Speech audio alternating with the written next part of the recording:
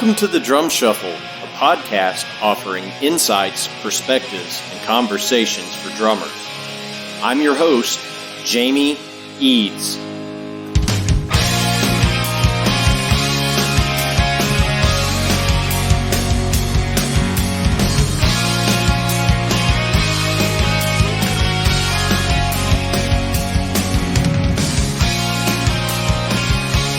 Hey, how's it going out there, everybody? Welcome to the Drum Shuffle. Jamie Eads joining you as I do each and every week. This is episode 135. Hope everybody's having a great week out there. Hope everybody had a great Labor Day holiday. It marks the unofficial start to fall. That's a little bit of sad news around here because I hate when summer ends, but we are excited for some college football and lots of fall festivals happening. We're real excited about that over here. We have a fantastic episode for you today. We are going to be joined once again by our great friend, Doug Cosmo Clifford of Creedence Clearwater Revival fame. Doug has a fantastic new record out, and we talked to him all about that in this episode. So please stay tuned for that right after this message from our sponsor, Los Cabos Drumsticks. The best kept secret for drummers is finally out. Los Cabos drumsticks may look like the sticks you grew up with, but these are not your father's drumsticks. Los Cabos Drumsticks is Canada's #1 drumstick brand, and they are coming to a retailer near you. With operations in over 28 countries worldwide, thousands of drummers have already discovered the Los Cabos difference. Using FSC certified wood from Canada and the US, Los Cabos make the finest quality drumsticks, percussion tools, and accessories on the market. The best news, Los Cabos Drumsticks offers you a ton of choice. They have 22 individual drumstick models and 14 percussion tools, many of which are available in 3 different wood types: maple, white hickory, and red hickory. Red hickory comes from the center or heart of the hickory tree and has been independently proven to be both stronger and more elastic than white hickory without adding a lot of weight. While most drumstick manufacturers have shunned red hickory, Los Cabos Drumsticks has embraced it, becoming the only established stick brand in the world to offer a full line of red hickory drumsticks. To learn more about Los Cabos Drumsticks, visit them online at loscabosdrumsticks.com. Follow them on Facebook, Twitter, or Instagram, and don't forget to ask for Los Cabos Drumsticks at your favorite retailer. Dare to be different. Join the Red Hickory Revolution with Los Cabos Drumsticks.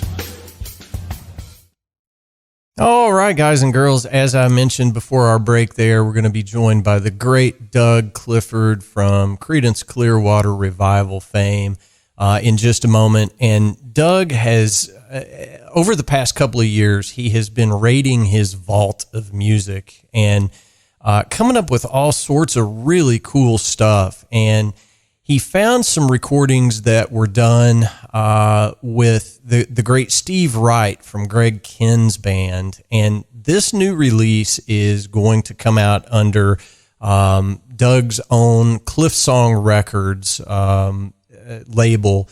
But they're calling this project the Clifford-Wright Project. And of course, you know, Steve Wright passed away a few years ago. And unfortunately, he did not live to see this come out. But this record is really good, and the first release off this record is going to be a song called For All the Money in the World. And when I listen to this, it is just great power pop music. It's really catchy, really good. So if you're a fan of, you know, stuff like the Greg Kihn Band or Huey Lewis and the News, or, you know, even some later Steve Miller Band stuff, this is going to be right up your alley. So make sure you check it out. But want to send our thoughts out to Doug right now. I know this big wildfire, the Lake Tahoe wildfire, is getting pretty close to his house. So we're wishing him all the best and hope he avoids any damage from that. But Doug has just been such a blessing to me, and we've got to become, you know, pretty good friends over the last 4 years. He's been on the show a few times before, and we do keep in touch. And He's just such an outgoing and thoughtful and caring guy. I'm just so proud to call him my friend. So please help me welcome back to the Drum Shuffle podcast, the great Doug Cosmo Clifford. Hey, good morning, Doug. How are you, sir? Good, Jamie. How about you? Well, I can't complain. It's summertime. There's a little bit of live music back in the air, at least for the time being. So hopefully it'll stay that way. How are you doing? I guess the burning question for me, it's been a little while since we've talked. How did you survive, all the global pandemic? I mean, it's still ongoing, but is everybody happy and healthy? Well, in my household, yes, and I'm thankful for that. I have other issues. I have Parkinson's, and it's starting to the pedal is being pressed down a little bit on it. But I'm not the only one, so I'm real busy working on actually my own record label and an album which we'll talk about. But as far as I'm concerned, I'm the luckiest guy in the world. So. Yeah, well, and you always have such a great attitude about it. I mean, the last time we spoke, I want to say it was, just over a year ago.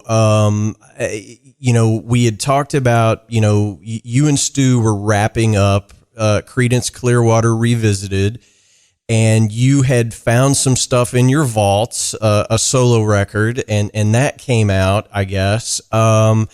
But you had mentioned in that last interview that we did that you had put together your own label, Cliffsong Records.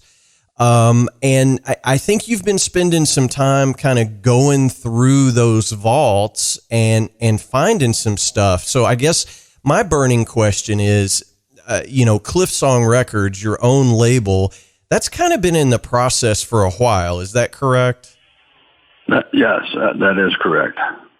Okay, so you kind of got it up and off the ground, and what is amazing, I'm going to give a shout out to your wonderful publicist, Wendy. I love working with her. She's a great gal. But she said, hey, Doug's really digging through the vaults and finding a lot of great stuff. My curiosity is, we'll talk about the new record in just a second, but how much stuff do you have in this, in Cosmo's vault, so to speak? Well, Cosmo's vault is a treasure trove of rock and roll. I've got probably, I've got probably at least 6 albums worth of material in there, and it's with different artists, and so there's a nice variety of things in there. I also have a deal with Sony Orchard, which means Sony, the big Uncle Sony, but the Orchard part of it is a fellow named Bob Frank, who is the distributor. So my label is distributed to him. He's a seasoned veteran of the record business and knows that the best way to get business done is not to my way or the highway, but to find out what the label wants and needs, and he provides it. And if we get stuck somewhere, then he calls Uncle Sony in. So it's the best of both worlds. And the one thing about it, having my own label, I know that this is for the first time the only record company that I've been involved in that I won't have to audit. Well, that's fantastic, Doug. So that's kind of an inside joke. All I'm going to say to my listeners is go back and find the previous 2 episodes that we've done with Doug, and you'll know what that's about. But, how much easier would your life have been for, say, the past 60 years if you were in charge, right? I mean... Well, a hell of a lot better, but, on a scale of 1 to 10, and pros and cons added up, I've had a pretty good career in terms of, having dreams come true and making those dreams come true. I tell people that it's great to have a dream, but unless you're proactive and decide that you're going to do whatever it is to make it come true, I love this one. I was talking to a kid after a show with Stu, and we visited. He says, "Boy, I have a dream, just like you." And I says, "Yeah, what is that?" And he says, "Well, I want to be a rock star." I said, "Wow, what instrument do you play?" He says, "Well, I don't play any instruments. I just that's what I want." And I said, "Buddy, your dream is worth about a quarter of an inch square of bad paper." Yeah. I says, this is a dream is, like a love affair of your destiny, so you better go out and do everything you can to cover your butt and to make it come true. They just don't just happen to come in to a guy that doesn't know how to play an instrument and say you're a rock star. You got to work hard, man. You got to pay your dues. Absolutely. And to that point, CCR, you guys were playing, but before the record deals came and before you guys were, worldwide superstars, you all were playing bar gigs for like 6 hours a night, 5 nights a week. I mean, you guys paid a lot of dues before the stardom came. And I think a lot of people lose sight of that.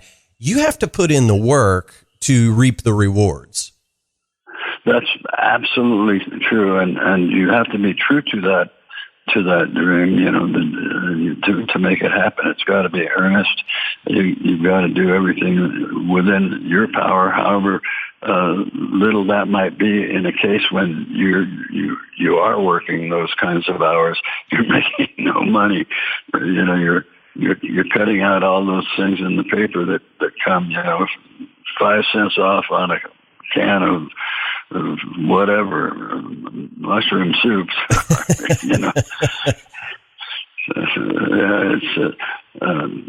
If you have a dream, work your butt off to make it so. Yeah, exactly. That's my advice for the last 2 minutes. Well, there you go. So Doug knows how I conduct these interviews. So he's already given us his good piece of advice for this episode. Well, what I find really interesting is the stuff that's been in the vault. It's been there for a while. Yes. So, and I know there's quite a process and a procedure. So let's go ahead and kind of uncork this new record. And I'll set it up by saying this. The project was called Clifford-Wright. And, your songwriting partner in this was, the great, Steve Wright from the Greg Kihn Band.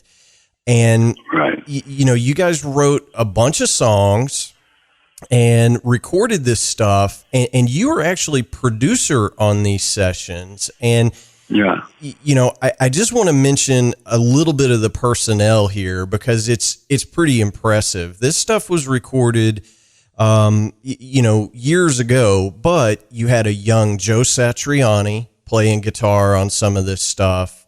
The great Jimmy Lyon from Eddie Money's band, Greg Douglas from the Steve Miller Band.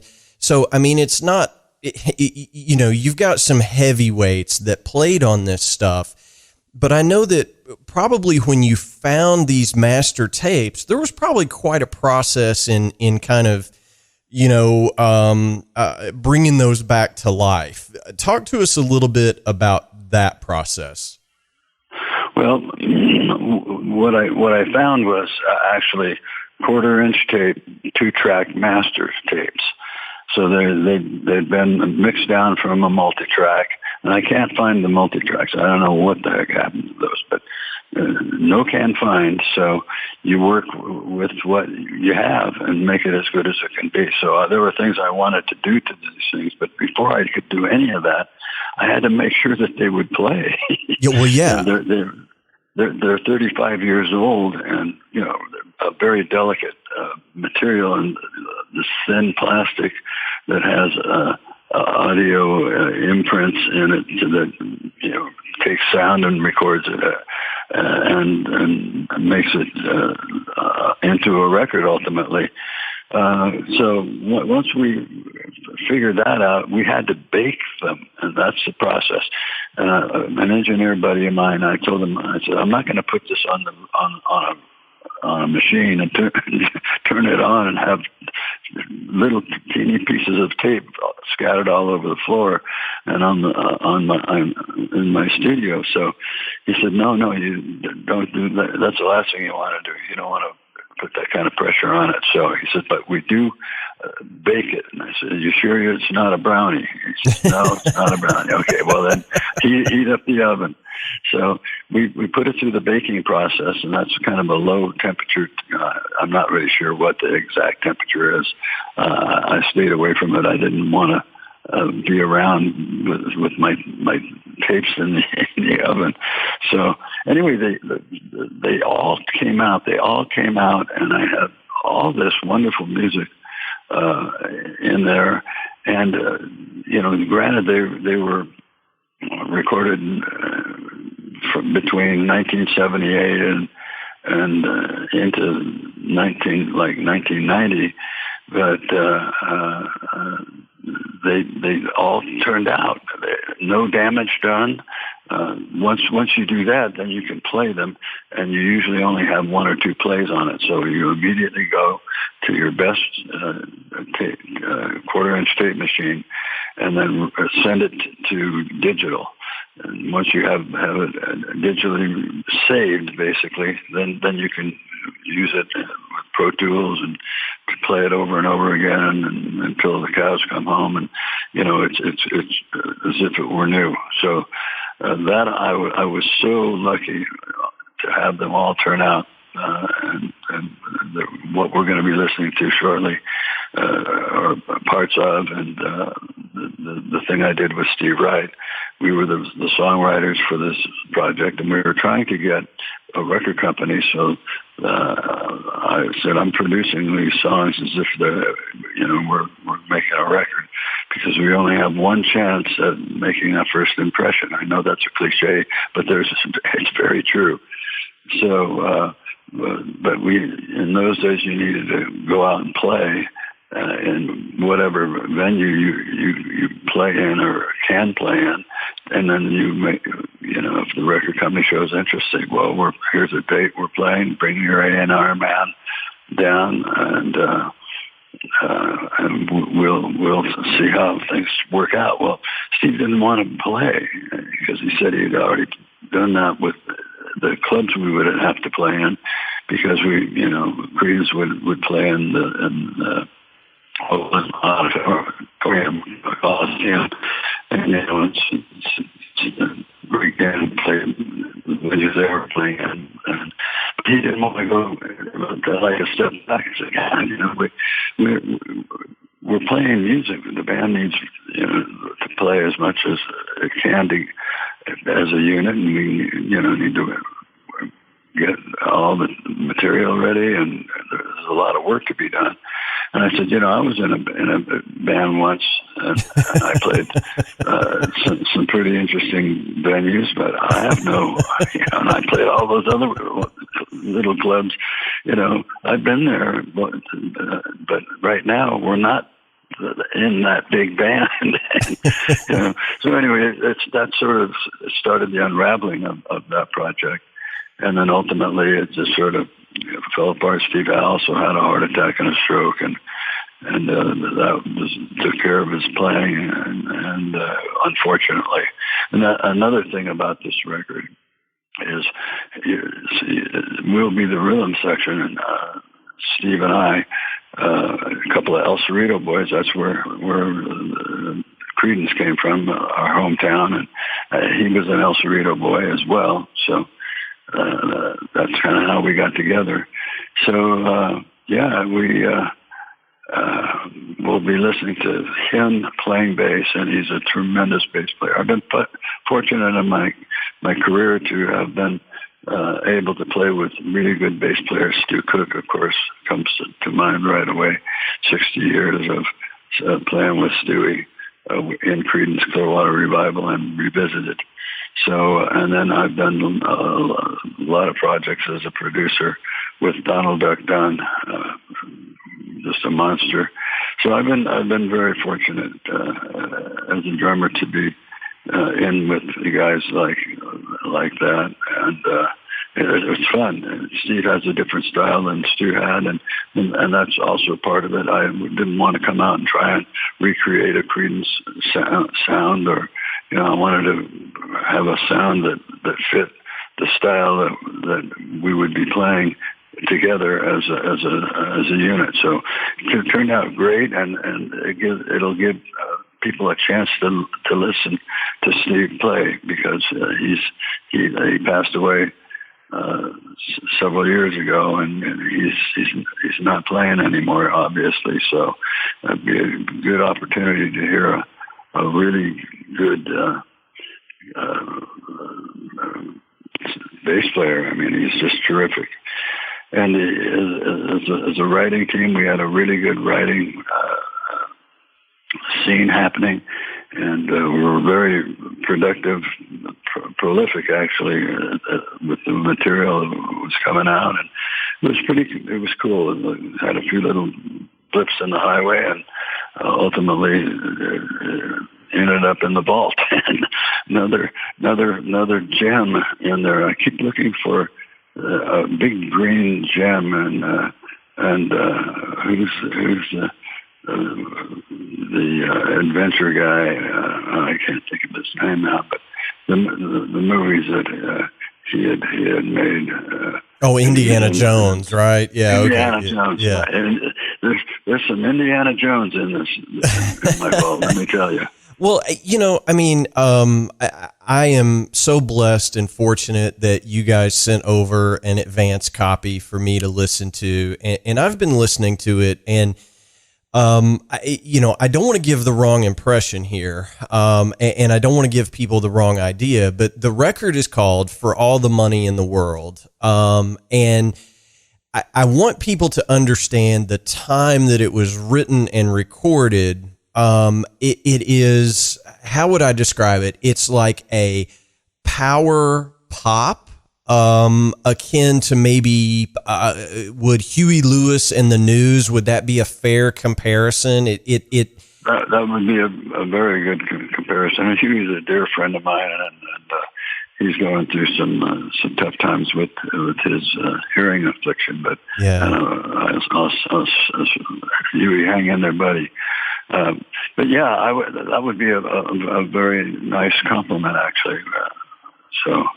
I just don't want people to think, okay, I'm going to go pick up this record and it's going to be Creedence Clearwater Revival Part 2, because it's not. It's definitely not that. It is not.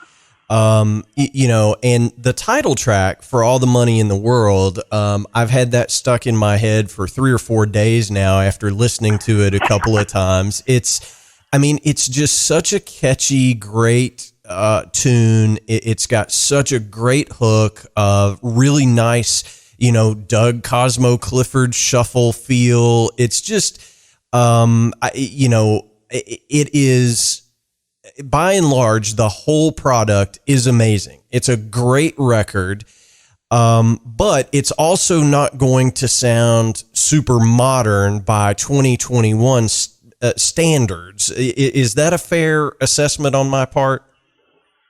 Yeah, it is a fair assessment on it, but I will say this. I mean, to me, it's new music because it has not based on the age of it, but based on the amount of exposure it's had. Sure, yeah. On the air, it's had none. Absolutely. I'm not saying that it's not new music. It certainly is. It's going to be fresh to everybody's ears. But it's not, what am I trying to say? I'm bad with words. If you're expecting, the new Metallica record, this isn't it, right? Well, that's a good one.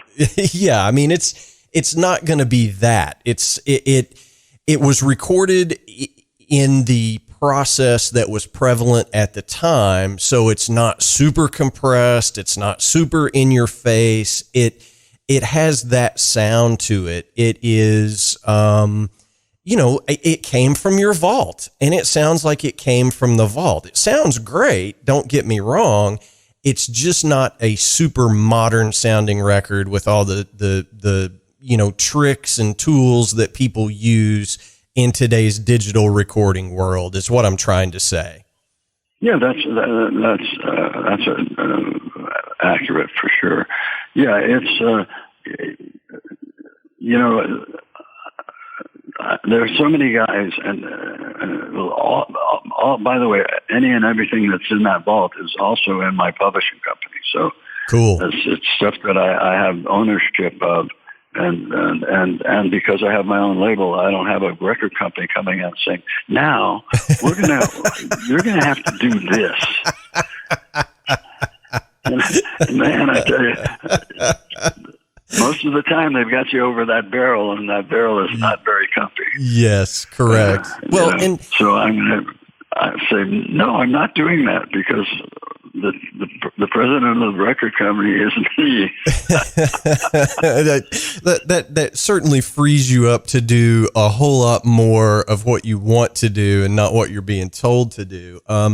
Exactly. The other thing about this record that I think is pretty amazing, and I don't want to get into, get off my lawn territory here, but, when I started recording in the late 90s, you had to be able to play your instruments. You couldn't just say, hey, copy and paste what I did in that first verse and just use that throughout the song. You couldn't say, well, I played that fill really well going into the second chorus. Let's just use that fill over and over again. You had to actually be able to play and perform live on the floor. And you can tell that this record was a bunch of superb musicians in the room recording together, which is a little different than what you get from some of the more modern records. Well, I agree with that. I shake my head. I mean, how could you not have the experience of going out and playing in bars, in the little teeny things that Steve was talking about earlier?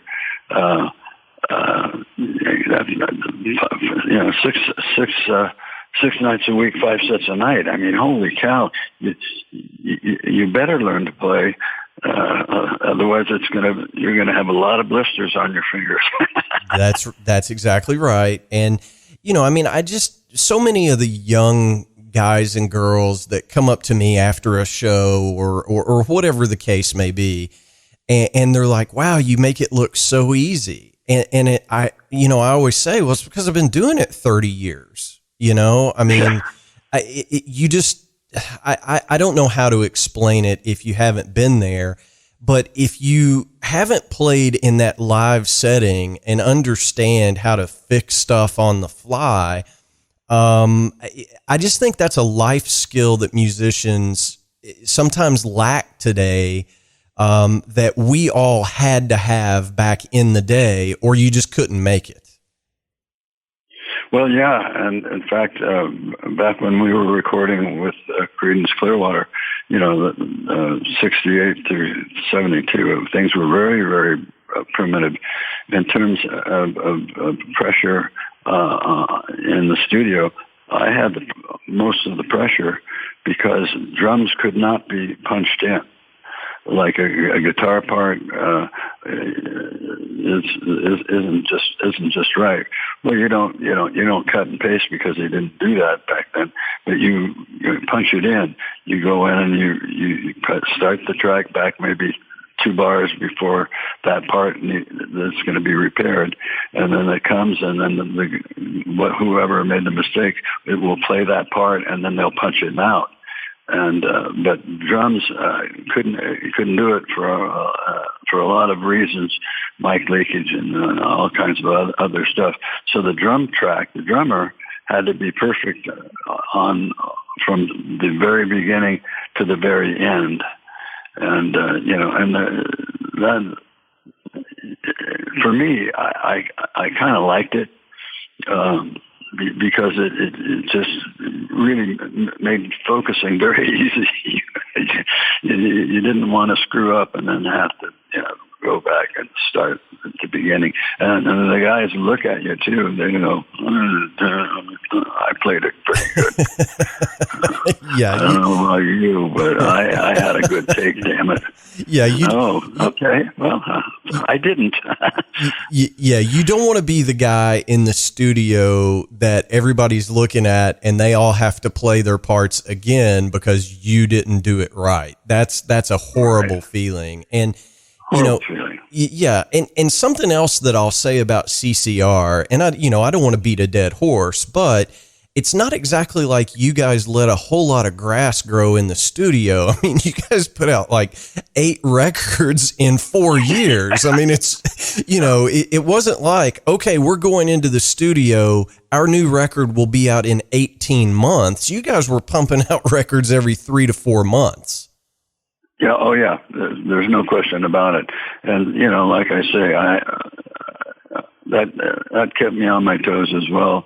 And knowing the fact that when we start this thing, I've got to be all the way to the end, and it can't not be.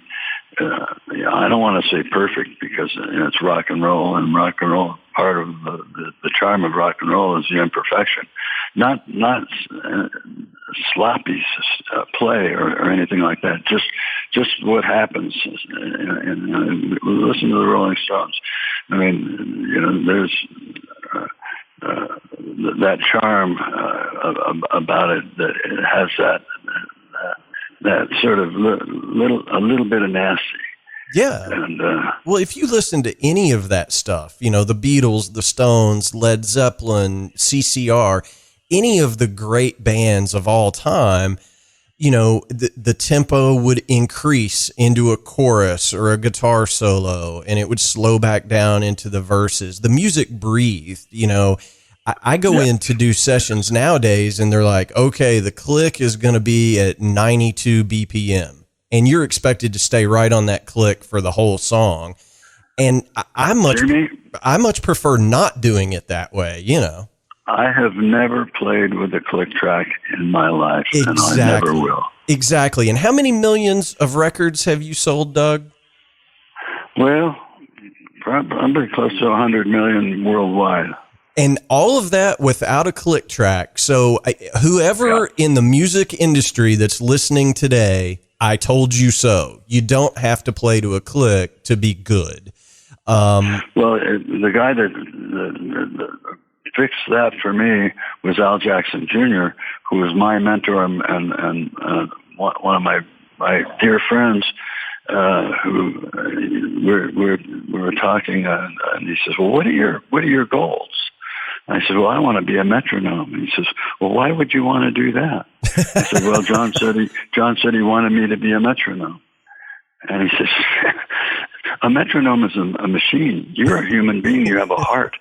So sometimes you might be on this side of the beat. You're not off the beat, but you might be coming into a solo part, bringing in that chorus that is the hook, if you will, and you're human."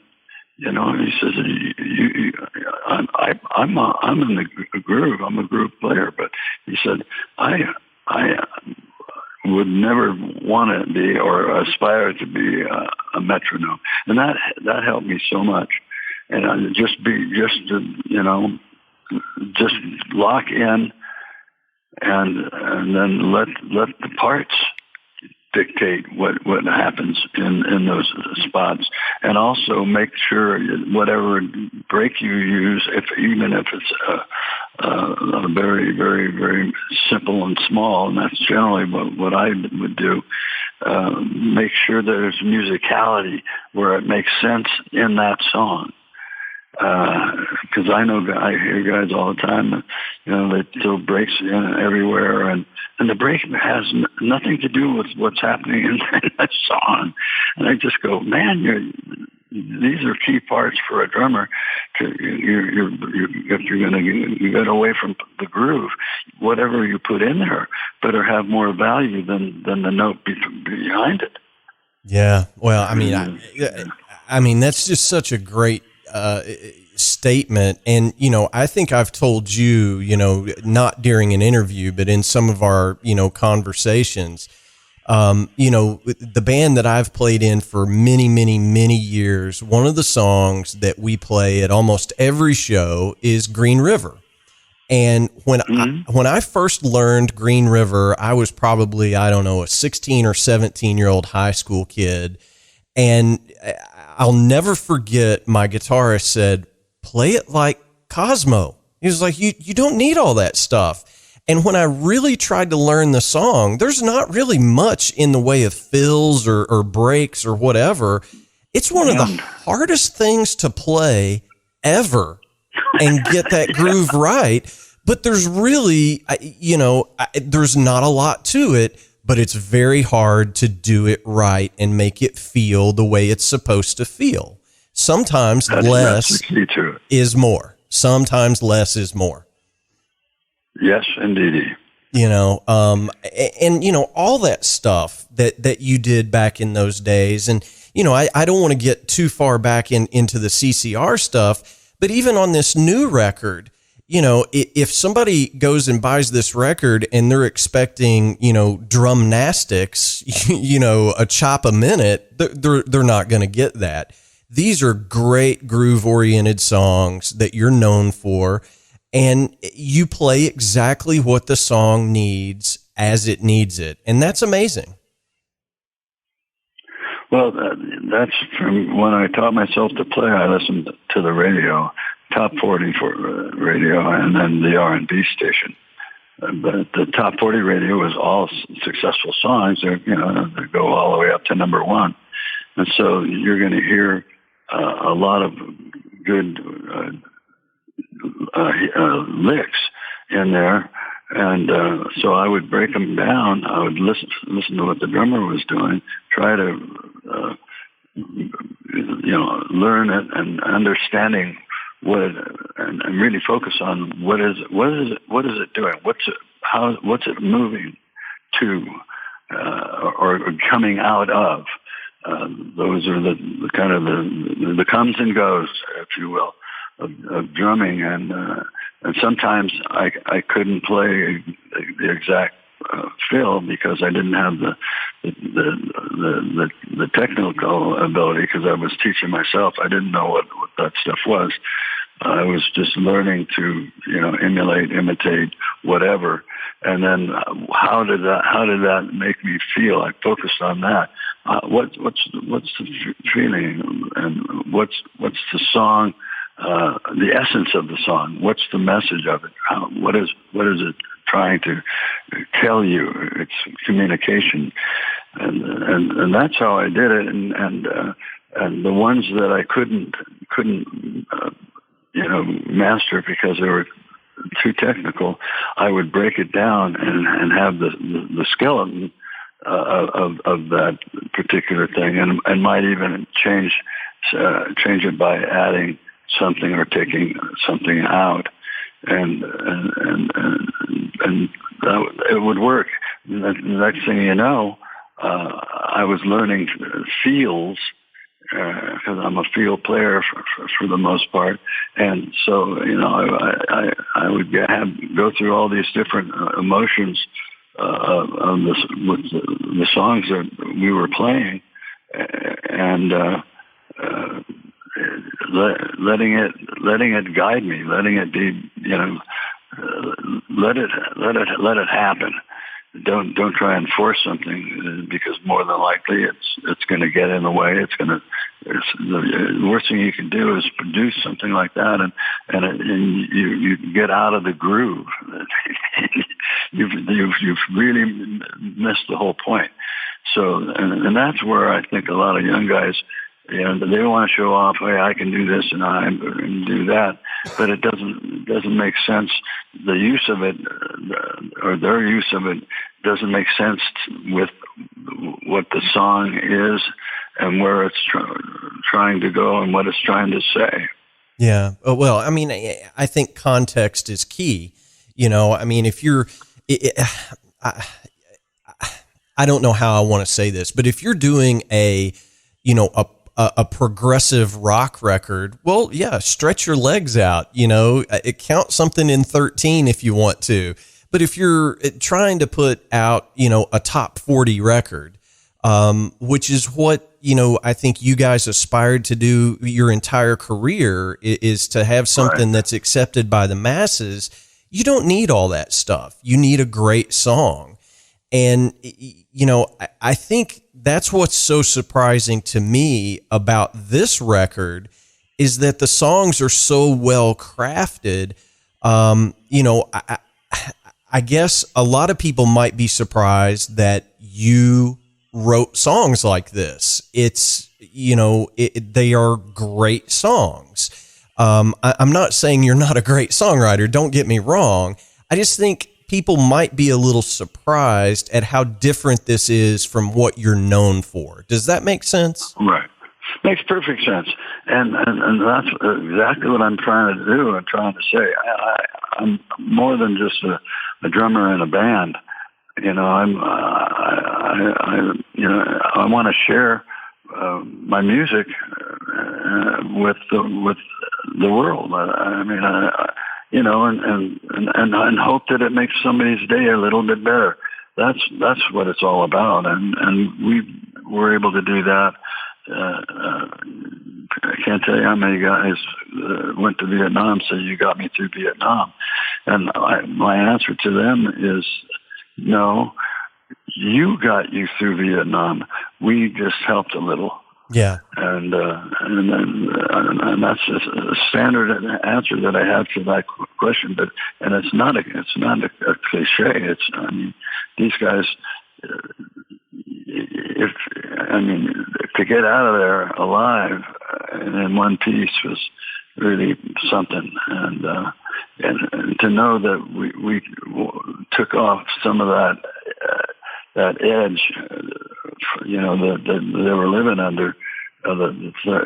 Any second, a bullet could come from nowhere, and you're done. Yeah. But you've got to hold yourself together to be able to get through that. And if we were in downtime, when they listen to Creedence, and that helped them to be able to go through the nerve-wracking day in and day out shit that they were going through. It makes me feel good, but they had to get themselves through, and God bless them. Yeah. Well, I couldn't say it any better than that, Doug. I really couldn't. And, I think at the end of the day, all any of us want really as musicians is for people to hear what we've done, Amen, brother. Amen. And even the people that are like, yeah, I don't like that. It doesn't sound very good. At least they heard it. Yeah. I think that's the hardest thing because, and you've watched the music industry evolve over a very long period of time. Getting anyone's attention is damn near impossible nowadays. And, it's tough. It's really hard. And I've said this a lot of times, the good news is anybody can make a record. The bad news is anybody can make a record. Right? It's, so I think it's great that we can all release music. The bad news is it's likely never going to get heard. And, right. In your case, with this stuff coming out of the vault, it's amazing. And at the end of the day, it's what everybody leaves behind. I tell my bandmates all the time, nobody is going to remember any of our shows. Like that's not what they tell your grandkids about. Like, you should have seen your granddad. Well, maybe in your case, they'll be like, you should have seen your granddad play at Woodstock, right? But for me, that's not a real thing. So the only thing that I can leave behind as part of my musical legacy is what I commit to tape. And I don't care if it's 40 years after it was recorded. I just want people to hear that stuff at some point and go, wow, that's pretty good. Yeah, exactly. Exactly. You want to share your passion with the world, and I have a completely different approach to things as a writer.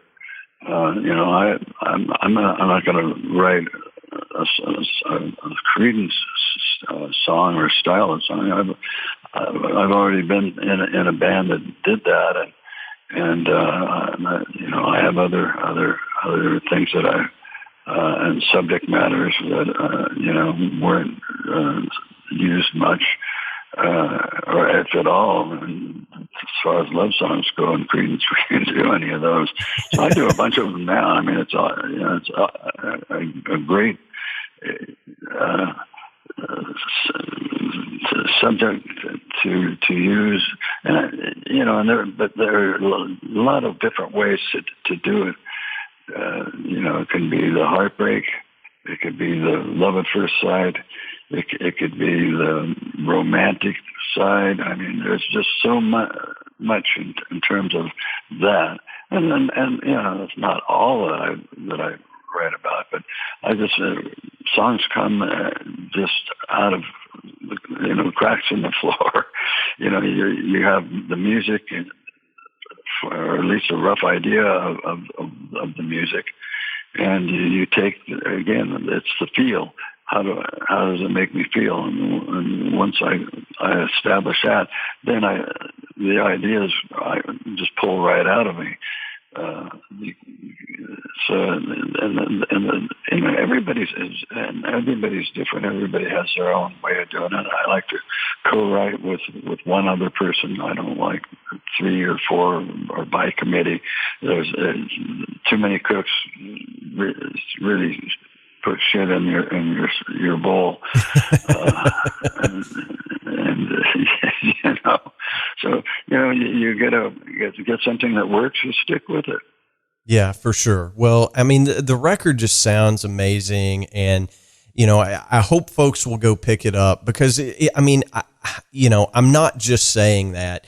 This is something that, again, I'm my words, it would fit right in with a Huey Lewis and the News record.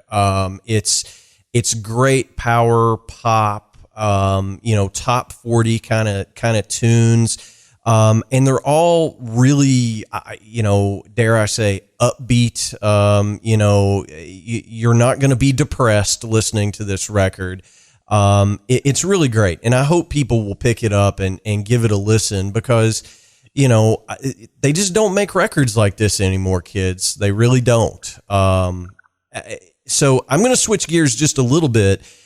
I'm curious, I don't know exactly when this stuff was recorded. I'm assuming, late 70s through the 80s. But you have a young Joe Satriani on a few songs. What was it like working with him before he was a giant guitar god? Well, it was great. He was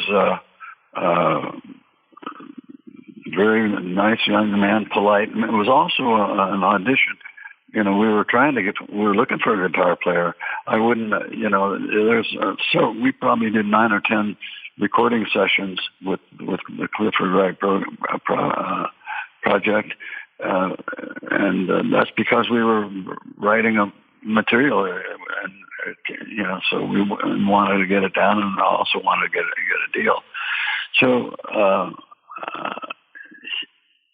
he was playing a lot, and I told him, I said, try and I know this isn't you're used to, and he had a reputation then of being a really good guitarist and a guy that could shred like most people only dream about doing, So, but in the role I was in as a producer, I said, you're here to kind of support the vocal, and there are places where there are holes, and they need to stay there or be put there, and there are spots where there is a hole and a fill needs to be there, and try and just not get too far away from the medley of the song, and so I said, in the solos, knock yourself out. So he said, those are little kind of awkward moments, but he was actually very attentive and acceptive of what I was telling him, and he played on 4 songs and did a terrific job, And when the session was over, he said, "I learned something today." And I said, "Wow, this guy is something." And then I asked him if he wanted to be in the band. And he said, "No, I'm thinking about doing a heavy metal instrumental album." And we all rolled our eyes and thought, "Oh, good luck with that, buddy." And as I would say, and always will say, that last laugh is the best laugh. Exactly. He really got it. He really got us. And then he's Joe Satriani. He's one of the best on the planet. Yeah, well, yeah. I mean, you'll get no arguments from anybody with that. And doing a heavy metal, solo guitar record. Wow, that genre he kind of created, didn't he? I mean, yeah, he did. He did create it, and that's why we rolled our eyes and thought, "Oh, brother," But man, did he show us! I'll tell you. Well, he's done pretty well for himself, I would say. Yes, he has. Well, I found it really interesting that he appeared on some of these songs, and it's, again, if you're picking up the record to hear Satriani shred, well, he doesn't really do that a lot, but you can definitely hear it in some of the solos, like, oh yeah, there it is. That's definitely him. But, I just want folks to pick up the record, give it a listen. Again, it's the Clifford-Wright project, and it's called For All the Money in the World. It's just a great record, Doug. I appreciate you sending over a copy to let me listen to it ahead of time. Well, I appreciate it, and it's if we're going to talk about it in fairness, you have to be able to hear it in front. I always make sure that, and Wendy is good about it. She makes sure that everybody gets a listen before we do the interview, and it gives us something to talk about other than Creedence Clearwater. Well, this is your third appearance on the Drum Shuffle podcast, and you have been so generous with your time with me, and you were one of the the first big names that agreed to do my podcast. And I would be remiss if I didn't say this, and I mean this sincerely, Doug. Your friendship to me that has blossomed over the last 4 years has just meant the world to me. You're such a blessing in my life. I never thought as a kid that one of my bona fide drum heroes would end up being a friend of mine. And, it just goes to show you that, good things happen in your life that you don't expect. So I just wanted to say, I appreciate your friendship. And, a lot of folks say, hey, it's really cool that you have Doug on your show. And I'm like, Doug and I talk occasionally, we just call each other and chat just to make sure everybody's doing okay. That has been a real blessing in my life. So thank you for that. Oh, the pleasure's mine. I mean, conversation is always good and lively, and you always ask interesting questions. That's another thing. I mean, I do a lot of these things. Again, it's like you got to make the dream happen. I'm trying to get airplay. Well, what's the best way? You know how to do that? Well, I first of all, I use my celebrity to open that door. And once the door is opened, they realize that I'm there not to say I'm a celebrity. I'm there to talk music and to be passionate about what I'm doing, and to totally believe in it. And it's possible because I surround myself with good people. Yeah, I'm not just talking about musicians. Yourself is in that category, and we're in an industry that we're lucky to be in, and actually make a living at it.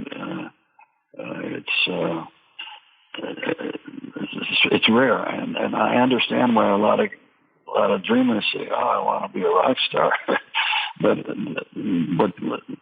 I know I've already said this, but if you really feel that way about something, you've got to make it so.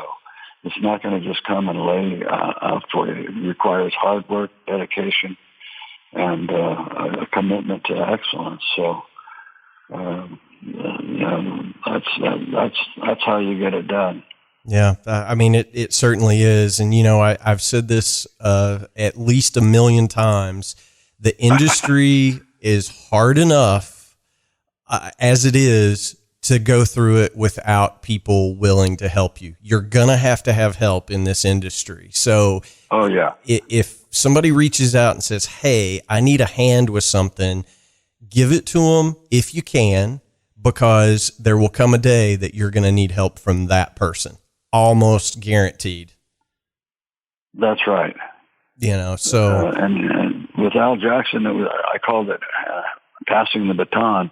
He passed the baton to me. He told me a lot. We never brought drumsticks out and said, "You hold it like this and you do this." And we never did that. It was always discussions about, like we said, he asked me, what are your goals? I want to be a metronome. Well, why would you want to do that? Right. And so right now, now I'm the guy. I run into guys, especially when we were doing gigs, that said, "You're the reason why I play drums. You're my idol." Or I said, "Whoa, wow." I said, "Well, I appreciate that," and then I'll throw a couple of things out, standard things. Remember to practice, but practice makes permanent. So be practicing the right stuff. Yeah, man, that's always a good one. Practice makes permanent, and a lot of people forget that. You can't just sit down and screw around for 2 hours and be like, "Well, I practiced today." It doesn't work that way. No, it does not. And I tell people all the time, don't work on the stuff you know, work on the stuff you don't know. I mean, that's right. That's what makes you better. Expand. Yeah, exactly. You'll expand that repertoire. Well, I want to be respectful of your time, Doug. I know there's other stuff in the vault, and I'm not asking you to give away any secrets, but, after, for all the money in the world, after that, kind of runs its course here over the next year or so, is there other stuff that we can expect to come out of the vault in the future? Absolutely. And I'm hoping that, I think there's four singles and the Clifford-Wright thing. But first things first, we've got to get on the airplay train, and once that happens, then we'll see what happens beyond that. But the next release will be an album. Again, we were the key songwriters, but Bobby Whitlock and I had a band there for a while, and so that would be the next record out.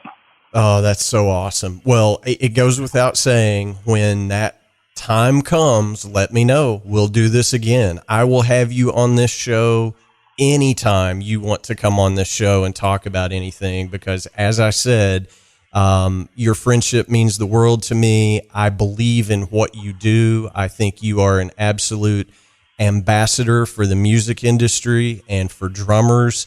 And you are showing a whole lot of drummers that spend their career playing in a band, this is how you do it after that band. Like, this is how you continue your career. You don't have to be associated with one thing. You can expand your horizon. Right. So I appreciate that message always, but you're welcome here anytime, Doug. Well, that's appreciated, Jamie, very much. Thank you. Oh, you're very welcome. So everybody, it's the Clifford-Wright Project for all the money in the world.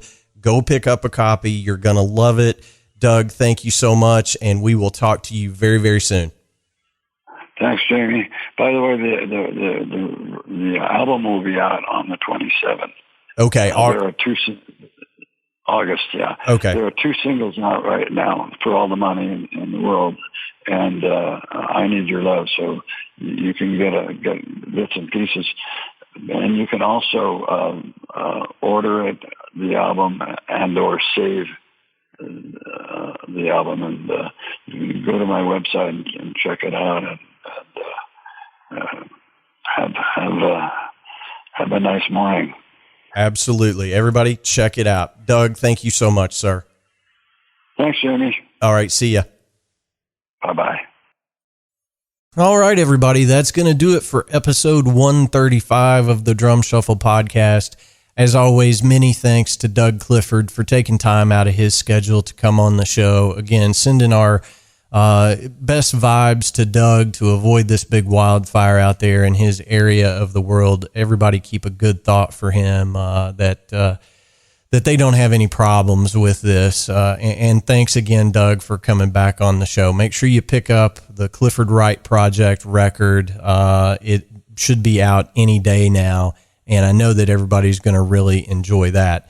Hey, as always, I'm going to ask you to hit the subscribe button on whatever platform you're using to listen into the Drum Shuffle podcast.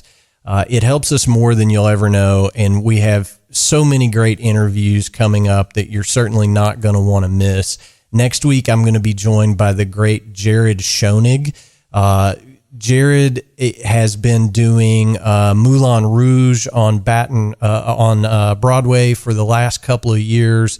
Prior to that, he was doing The Color Purple, and he has a very ambitious new double record coming out with a great jazz quintet and a big band, and it is phenomenal. So you're not going to want to miss that episode next week. And in 2 weeks' time, if the stars align, you'll be listening to this on the same day that I'm doing an interview with the legendary Russ Kunkel. So that should be in 2 weeks' time. We really appreciate each and every one of you listening in. We simply cannot do this show without you doing so each and every week. The biggest thing you can do to help us is share a link with a friend. It helps us more than you'll ever know, and it costs you absolutely nothing. We sincerely appreciate your efforts around that. Hey, if you're in the Central Kentucky area, I know many of you are not, but my longtime band Funnel will be playing on Saturday, September 11th in beautiful downtown Georgetown as part of the Festival of the Horse. Our band last played Festival of the Horse in 1994. They've asked us to come back and headline this year's event, and we're so glad to do it. We'll be playing Saturday at 6 p.m. It's a great festival, so mask up and come out and see us if you're in the area. And as always, your homework assignment is to go see some live music before it all goes away, if it is safe for you to do so. Again, thanks so much for tuning in. So until next time, may your head stay strong and your sticks never break. Cheers, everybody.